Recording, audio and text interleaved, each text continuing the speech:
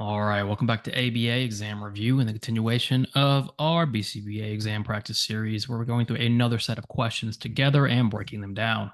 If you're new to the channel, welcome. If you're returning, welcome back. Please subscribe. Check out behavioranalyststudy.com for all of our study materials, including our combo pack. When you pass your exam, please let us know so we can include you in the Sunday shout out. Work hard, study hard. Let's get going. A behavior analyst is using a changing criterion design to help a client increase their daily exercise duration. The initial goal is 5 minutes per day, which will be gradually increased by 2 minutes each week until the client reaches 30 minutes per day. The analyst wants to improve their trust that experimental control has been demonstrated. What should they do? So we have an experimental control question. And with experimental control, we're trying to prove to ourselves, trying to show ourselves that our manipulation is what's controlling the behavior, because ultimately that's what we want to achieve. Behavior control, functional control, experimental control over that behavior. So if we're thinking about experimental control, we've got to think about what kind of design are we using. In this case, we're using a changing criterion design. And the type of design is going to help us determine how we achieve or try to improve experimental control. In this case, with this changing criterion design, we're starting at 5 minutes and then increasing by 2 minutes each time. So the criterion is going to increase by 2 minutes each time we change that criterion. Now, what do we want to do to improve trust? We have experimental control. A, increase 30 minutes per day to 1 hour per day. Well, increasing the target goal isn't necessarily going to show us experimental control.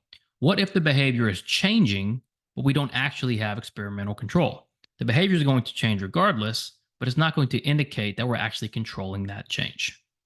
B, decrease the number of criterion changes. The more criterion changes, the better, because if we have 5 criterion changes that prove we have control versus 15 criterion changes that prove we have control, 15 is just going to be more effective. C, revert to previous criterion changes occasionally. Yes, this is a fantastic way to demonstrate experimental control. Let's say we get up to 13 minutes and then the next week we go back to 11. Well, if the behavior follows that criterion change, that's a good indicator that we are controlling that behavior through our criterion changes. And then D, make smaller criterion changes. What you want to do is you want to vary the magnitude of criterion changes. Sometimes make a big leap, sometimes make a small leap. That way, we're again demonstrating each time we change the criterion, behavior changes with it, and therefore we're demonstrating much more control. So if we want to improve our trust that we have experimental control, we're going to want to revert to previous criterion changes occasionally. Prior to starting treatment for a client, you discuss possible prompting procedures with the client's dad. The dad, in response, tells the supervisor that they would like to use prompts that are unintrusive whenever possible and that they do not want to use physical prompts. What might be the best prompting strategy in this case? All right, so let's think about this. We're trying to work with the dad.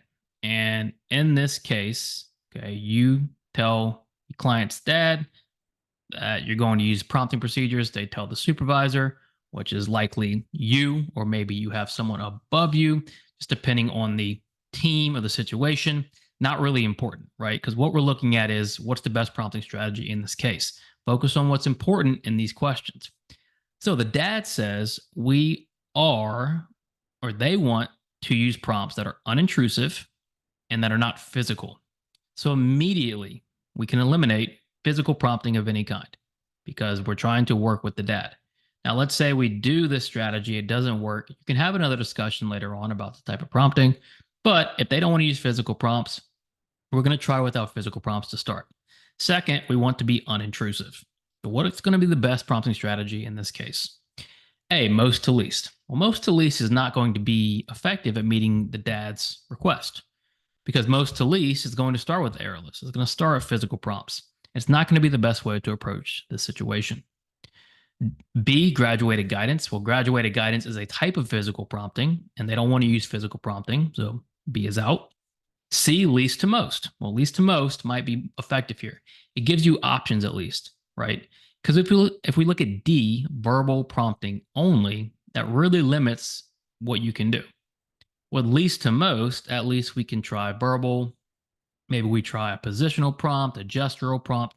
There are other ways we can try and prompt that are unintrusive and that aren't physical. So we're not limiting ourselves, but we're also starting from a position that gives us options and that aren't conflicting with what the data is requesting, which is unintrusive prompts that aren't physical. So what might be the best prompting strategy in this case? Likely C, least to most.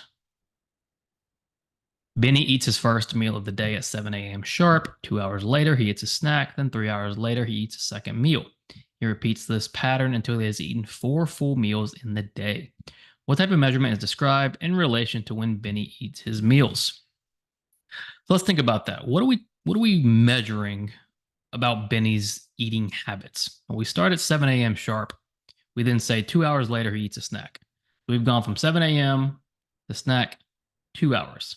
That's time in between eating. We then go from snack to second meal, which is 3 hours.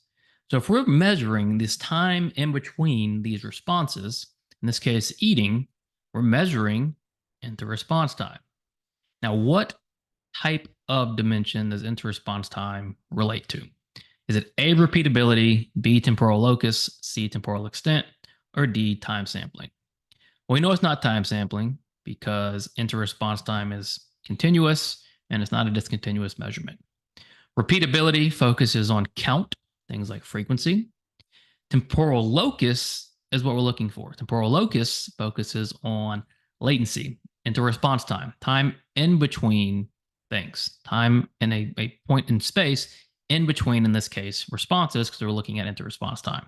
And then temporal extent looks at duration.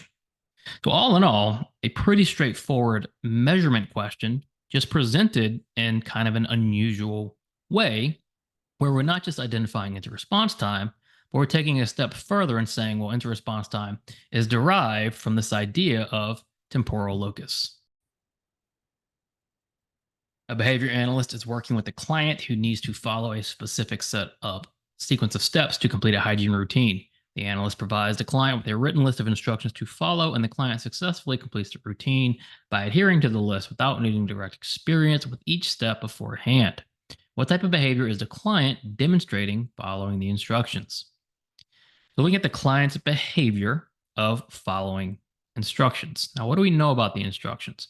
Well, we know the analyst provided those instructions to the client did them successfully, and they never had direct experience with the steps beforehand, meaning they've never contacted the contingency of completing those steps until today.